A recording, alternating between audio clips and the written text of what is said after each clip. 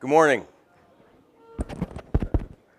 I want to thank everybody for showing up bright and early. I appreciate your interest in our topic. My name is Joel Pankowski. I'm the Associate Director of Technical Services for Arm & Hammer. The team that I lead represents all species of the livestock, and we pretty much cover from Canada through South America. I have a counterpart that works in Eurasia that does the same type of work for us at Arm & Hammer. And today we're going to talk about a topic that doesn't sound all that exciting, but at the same time we've got some new developments and we thought we'd share that with you relative to mycotoxin mitigation and taking a look at things from maybe a new perspective.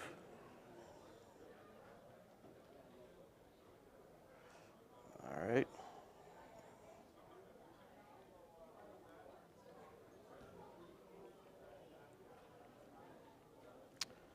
Well, we'll try it that way. So today, if I do my job correctly, we're going to build your knowledge base relative to the detrimental effects of mycotoxins and some strategies to help alleviate that challenge for dairy cattle. We'll take a look at peer-reviewed literature, specifically centered around our refined functional carbohydrate technology and how that would help to protect the gut epithelial tissue from the challenges of mycotoxins. And then at the end of the day, hopefully, again, if I do my job right, you'll be able to maybe see the difference between some of the marketing that goes on in this space and understand your options relative to mycotoxin mitigation and be able to objectively evaluate those based on science and implement them on your farm or your clients' dairies. So what we have here is a global mycotoxin survey. Let's see here. Well, first, there we go. Went too far. Before we start, we need to define exactly what the challenge is. And so mycotoxins are the metabolites, the byproducts of fungi or molds. You know, when they ingest feedstuffs, they generate these mycotoxins, and they have detrimental effect on poultry and livestock. They can be formed on crops in the field. This year in the upper Midwest is a prime example of an opportunity relative to mycotoxin growth. Really wet spring and summer, followed by a really dry harvest. I was talking to some of the media folks yesterday. It's kind of produces a mirage with the producers that everything's great because they're harvested in a dry environment. But the molds and mycotoxins have already been formed on the corn and corn silage as an example. And so we're going to have to deal with that somehow to mitigate that challenge as we feed out that forage. 85% of the grains worldwide on an annualized survey repeatedly year after year test positive for some threat of mycotoxins. And I'll show you literature about the additive effect of these toxins. So as an example, we'll go through literature that basically makes the case, you know, one mycotoxin versus 2 versus 3 and the additive effects there and how the animals can tolerate those insults. DSM does a great job. They do a global survey. They send this out quarterly, I believe. And it takes a look at sampling mycotoxin and feedstuffs from all over the world. So they just don't look at grains. They look at finished feeds. That could be everything from a dry mix to a TMR. And you can see that the countries that have a red tint to them, whether it's red or pink, is where they have surveyed. And where they survey, they find things. In the gray areas, they obviously don't survey, and the numbers are zeroed out. But the neat thing about it is regardless of where you're at, and if I look at where my team covers, for instance, you know, North America, again, high prevalence rate. We won't go through all these individually, but you can see by species, different levels of these mycotoxins, and then they talk about the number of samples that they had during that quarter and what the relative prevalence is of these mycotoxins. Same thing in Latin America. We can look at the mycotoxin levels and survey out what we're facing. The bottom line is we know they're there. We need to do something to mitigate them once they get to the cow. Oftentimes we talk about testing and what that looks like. When you look at the risk of co-contamination of more than one mycotoxin, you look at that previous data set I showed you, about 10% of those samples came in under the detection limit. So what's that mean? Well, the test wasn't sensitive enough to pick. It doesn't mean they're zeroed out. It just means the test wasn't sensitive enough to pick up any presence. About 20% showed a single mycotoxin. The vast majority, though, showed more than one, and that's an important thing to keep in mind as we move forward, because if we look at the intestinal destruction or the cytotoxicity of these mycotoxins, it's synergistic as we add up more than one. So, for instance, we've got 2 mycotoxins here at a baseline level, and when you combine them at the same level, you can see there's an additive effect. That's actually a little bit more than additive. Same things here. As we increase the dose of both mycotoxins in this study, you can see that each time we increase the doses, there's a more than additive effect of just the single mycotoxins. In other words, if you take this bar and add it to this one, it's still below the total effect. So there's a synergistic effect here on cell damage when in the presence of more than one mycotoxin. You know, we get a lot of questions on testing. Should we test? When do we test? How often do we test? At Arm & Hammer, we don't recommend not testing, but we kind of take a different approach than a lot of the people that operate in this sector. If you have a TMR that you're testing for mycotoxins or a forage sample you send into a lab, a full screening is going to run between $200 to $250 each time you send it in, just for one sample. So that can get kind of spendy as a nutritionist and as a dairy producer. You can see from the data, and the data that I've already shown you, high prevalence rate. We know it's there, so we're kind of hunting for something we already know is there. I can tell you in my time looking at feed results when we submit for mycotoxins, I can't tell you that I've ever seen one come back clean. Very seldom do they come back and it's a sample that's under the detection limit. They always pick up something. So the animals are challenged, and we've got to, it's kind of a cost of doing business. We've got to come up with a way to help prevent this whole situation where we have mycotoxins. If we follow the cascade of events, mycotoxins introduced into the feedstuffs. I've highlighted in dark here, the dark text are the really prevalent ones in the dairy industry that we would be really concerned about for lots of different reasons. For instance, aflatoxin has a great affinity to translocate across the gut wall and go directly into milk to the point where milk plant would reject the load of milk for that. And I can actually show you an example of that here in a little bit. When we have mycotoxins, we get oxidative stress issues, tissue damage, and as a result, this gut wall, which is supposed to be a very solid barrier, the integrity is reduced. It gets very permeable, and it allows things to go back and forth through the wall. So picture that gut as a PVC pipe. It's a solid tube, and these mycotoxins have the ability to actually drill pinholes in that tube. And it's a bidirectional situation where these mycotoxins and secondary pathogens that are present in our feedstuffs can translocate across the gut and cause some issues relative to organ damage, secondary infections. There's suppression of the immune system. Ultimately, performance declines, and in a severe case, death would result. So what's our approach at Arm & Hammer to this situation? Well, I'm going to talk a little bit about what we call PPR, which is just an acronym for our emphasis to protect against the negative effects. To prevent the negative effects, protect at the cellular level, and then create a situation in the gut where the animal's more resilient.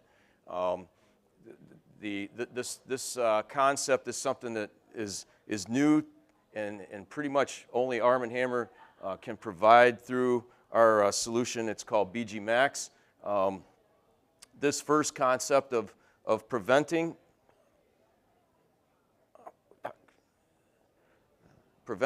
any competitive product in this sector is designed to prevent. So in other words, bind the mycotoxins, prevent them from even getting to the gut.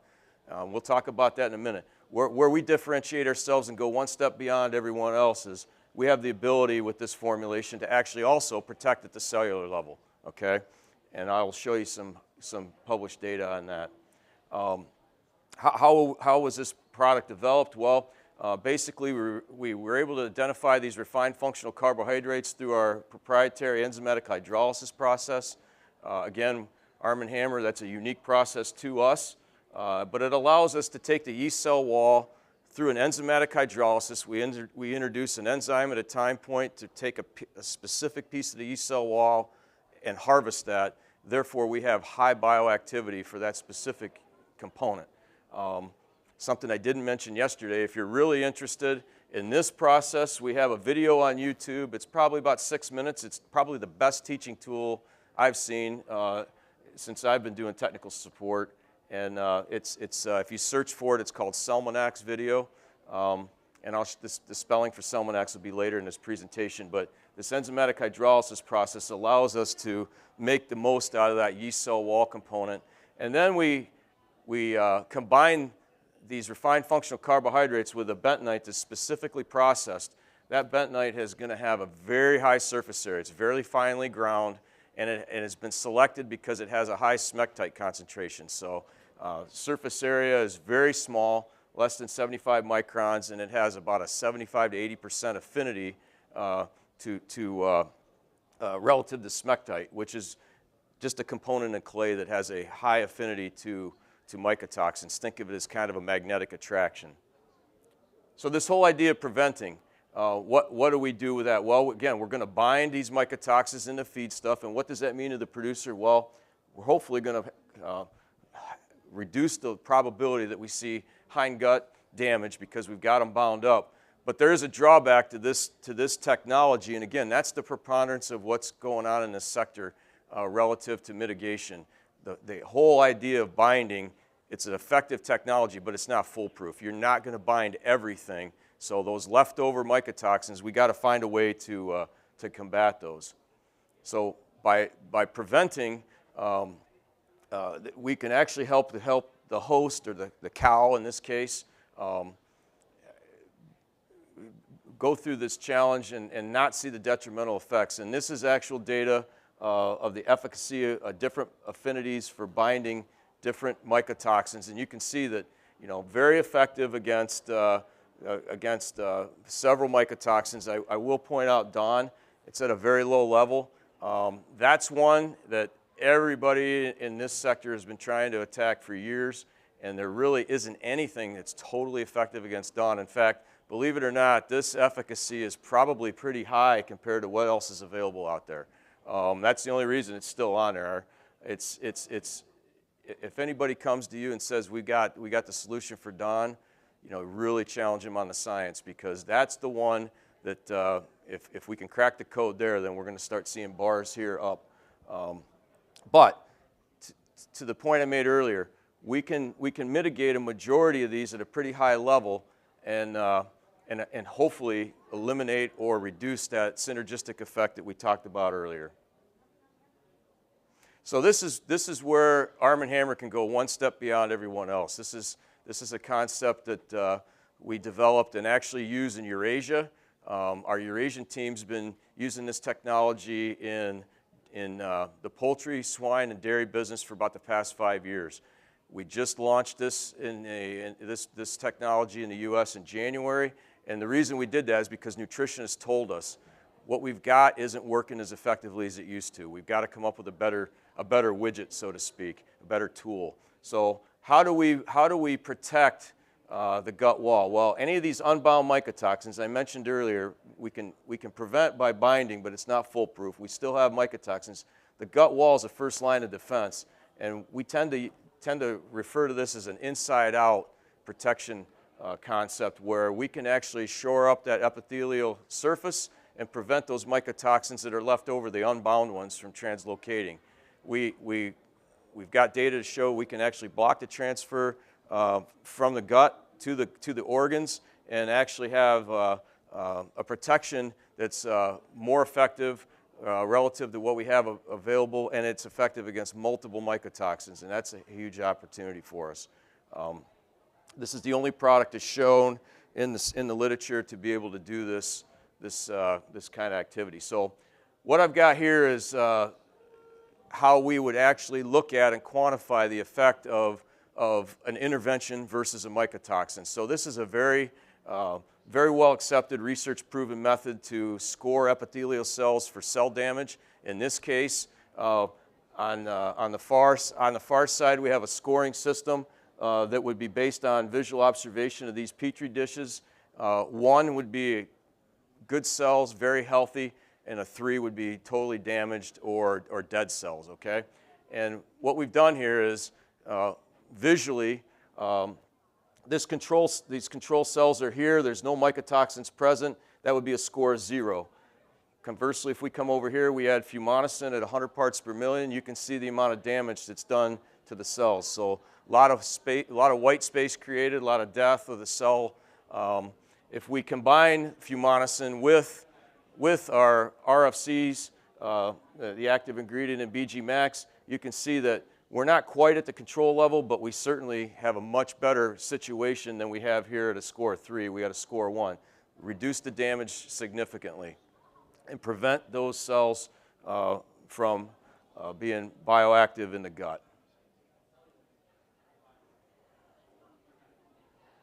This is illustrated in a couple different studies. The first is we look at reducing cell damage due to the presence of those refined functional carbohydrates, and you can see that in the control scenario where we have known mycotoxins and no mitigation, we have high levels of cell damage, and in the presence of the refined functional carbohydrates, we can pretty much reduce or eliminate that damage. In a second study, and this was actually done by Ag Canada. Okay, that was a third-party study that was done unbeknownst to us.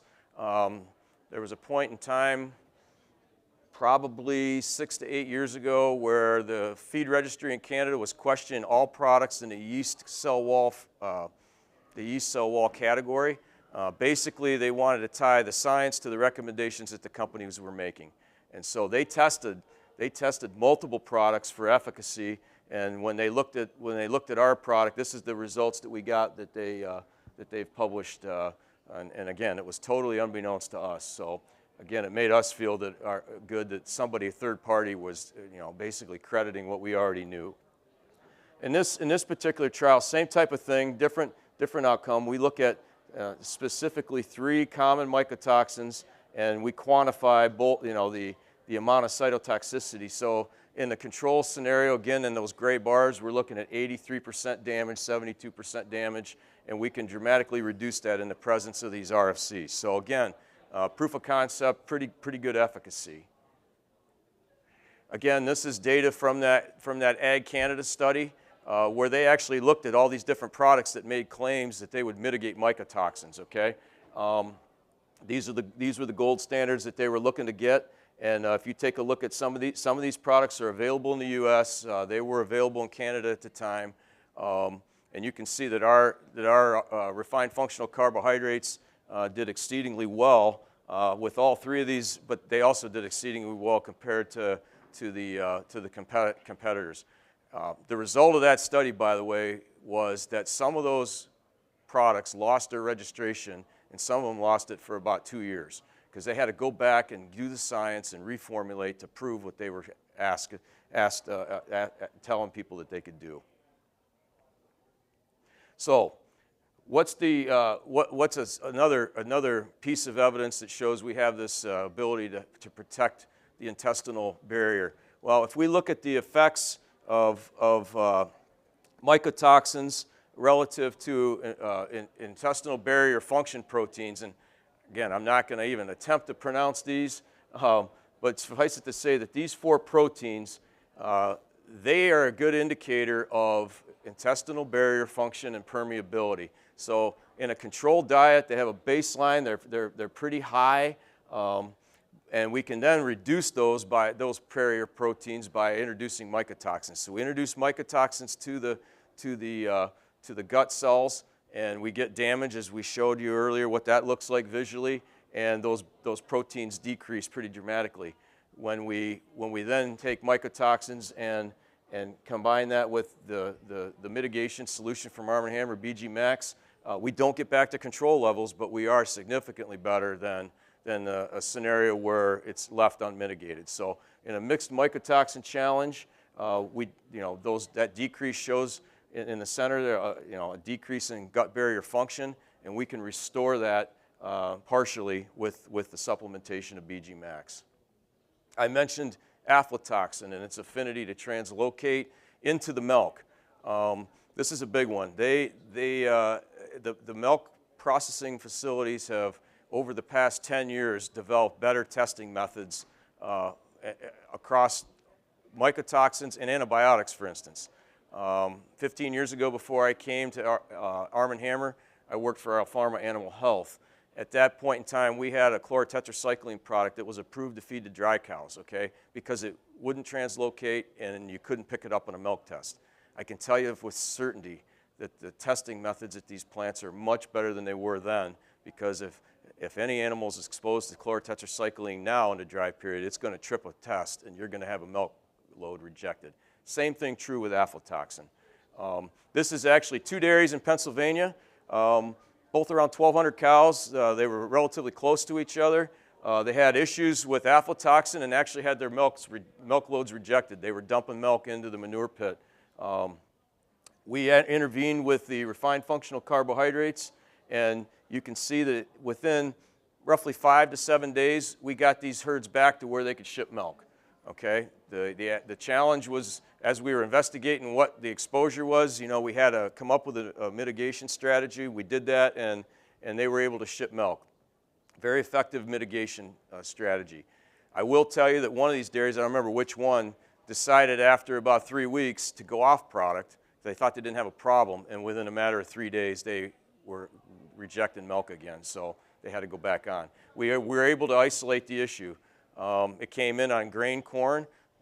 These dairies in this community corn banked, so they all harvested their corn and sent it to the co-op. We don't know if the mycotoxins came from these dairies or they came from their neighbors' dairies, but the corn that came in to the dairy in the form of a feed mix definitely was contaminated.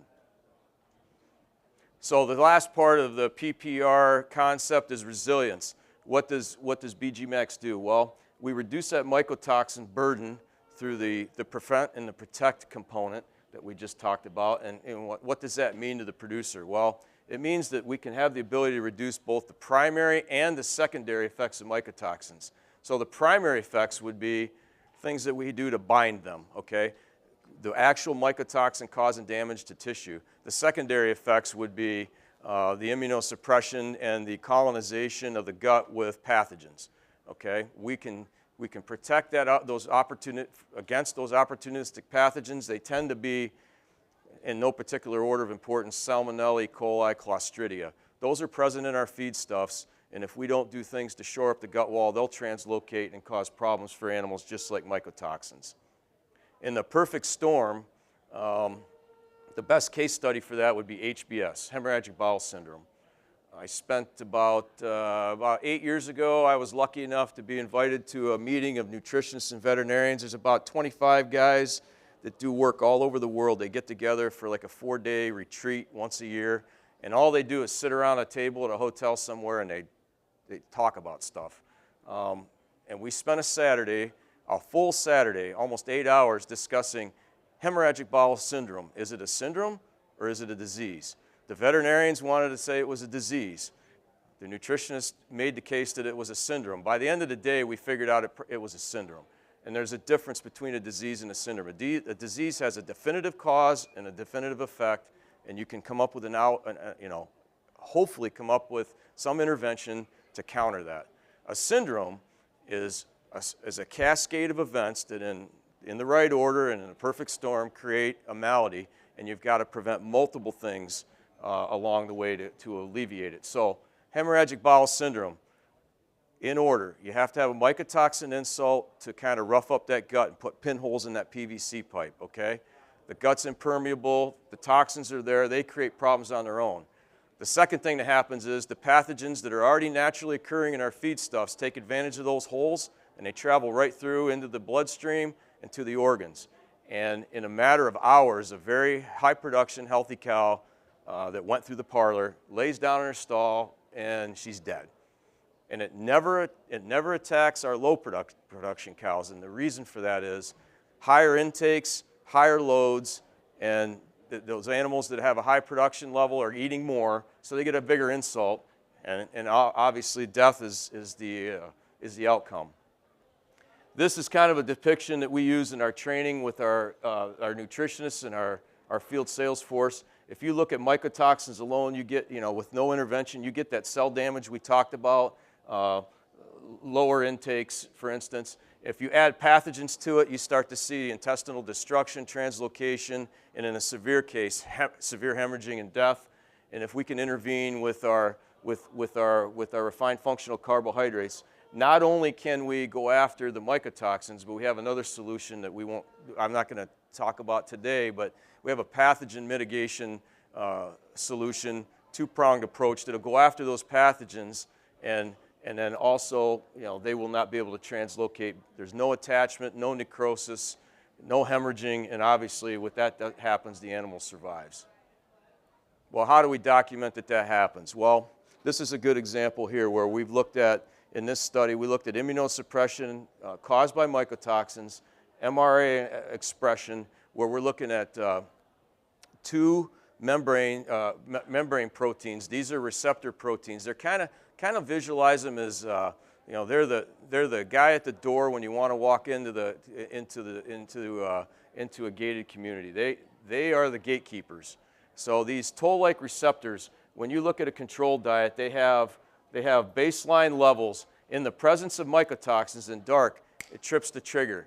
Okay, it's an alert system. It's kind of like a smoke detector. Sound goes off. We know we got something there. It's not supposed to be there. They are very good at recognizing foreign substances and things that are not supposed to be passing through the gut system. What we do in this study is we look at a controlled diet. We get the baseline level of these proteins. We introduce mycotoxins. We elevate that level. We come back with the intervention of BG Max in the presence of these mycotoxins, and we can pretty much get it back to where it was in a control perspective. So we can restore the immunity of the animal and keep them protected from these secondary infections. Zearalenone.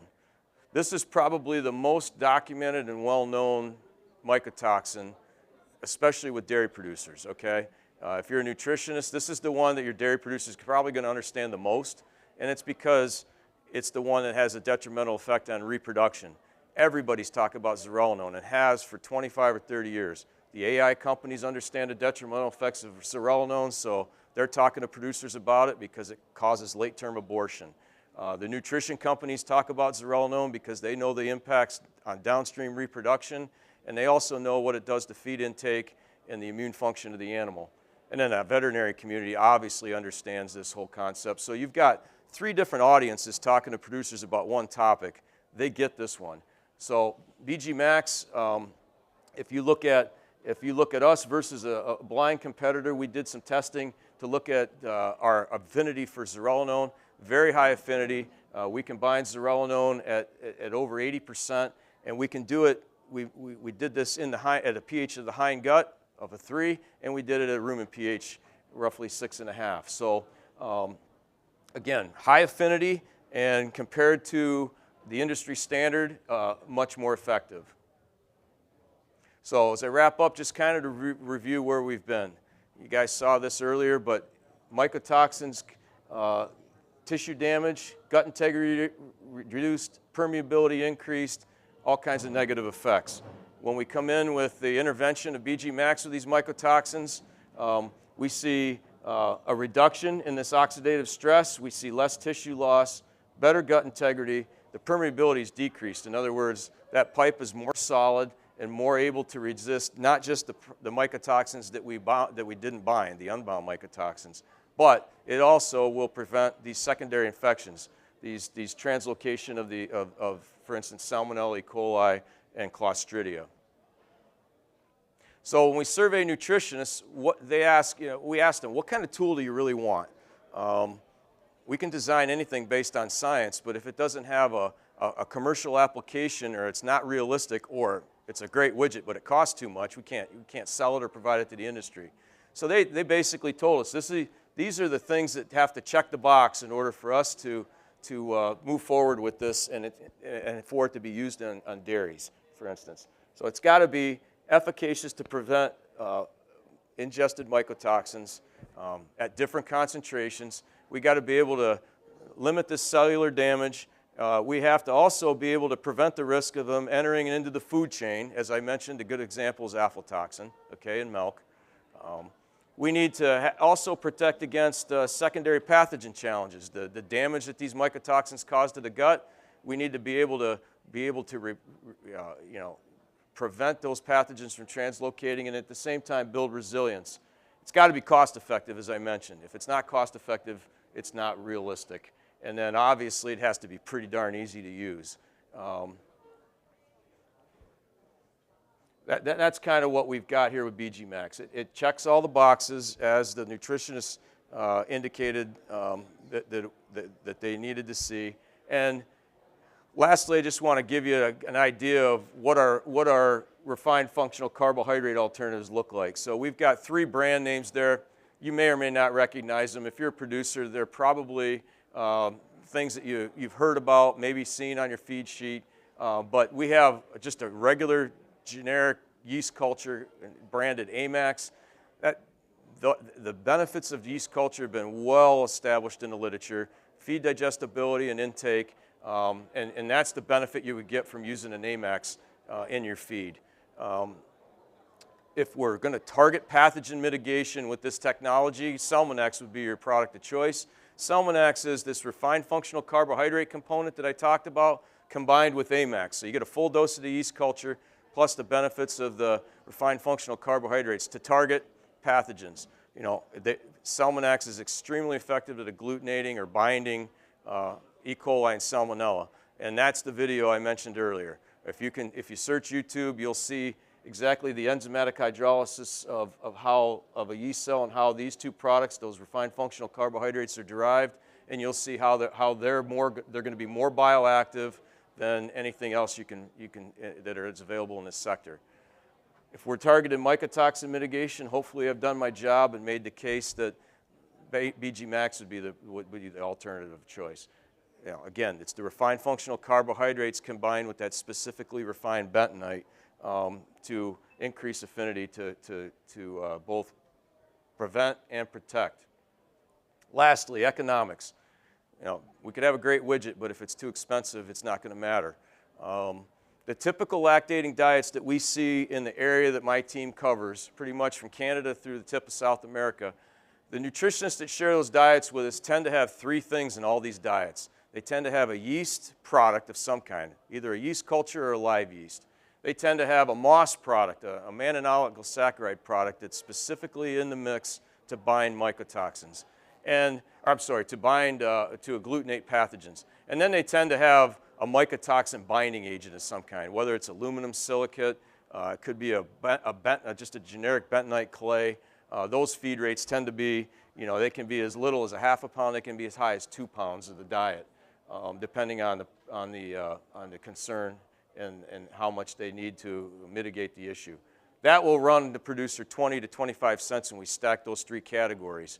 If you go back to our product categories and we just stack BG Max and Salmonex targeting full dose of yeast culture, pathogen mitigation, and mycotoxin mitigation, we can do that and give the producer 10 to 15 cents, depending on the region of the country, return. So in other words, they can use 2 products instead of 3 sectors. They get better bioactivity, a denser package, and it costs them a lot less money. And that's kind of illustrated here. We spent the morning talking about a mycotoxin mitigation strategy. Again, because of our proprietary enzymatic hydrolysis process, we can get highly bioactive ingredients in BG Max, and that means the feeding rates are extremely low compared to every other opportunity to mitigate mycotoxins in this sector. So heifers, 14 grams per head per day. Lactating cattle, 28 grams per head per day. Transition cows, it's a higher dosage because those are the cattle that are the most at risk for these types of issues at 56 grams per head per day. And again, when you look at that, you go back to the cost savings and the efficacy. This is like new wave technology compared to what we've had the last 20, 25 years. We've got all kinds of supporting literature. Everything I've shown you is available at our booth. If you have any questions that we don't answer during this session, I'll be at the booth after 1 o'clock. Stop by. But again, the cytotoxicity scoring is here. We can talk about the resilience and how we prevent and protect. That's all available. at the booth. So lastly, I just want to thank you for taking time and showing interest in what we have to offer. And if you got any questions, we do have a little bit of time. We can take those now.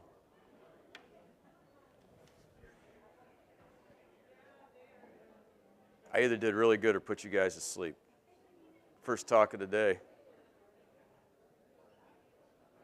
Well, if you don't have questions, again, appreciate your time. We'll be like my coworkers will be at the booth. I'll be there after 1. Please stop by and we can have a conversation. So with that, I thank you and enjoy the rest of Expo.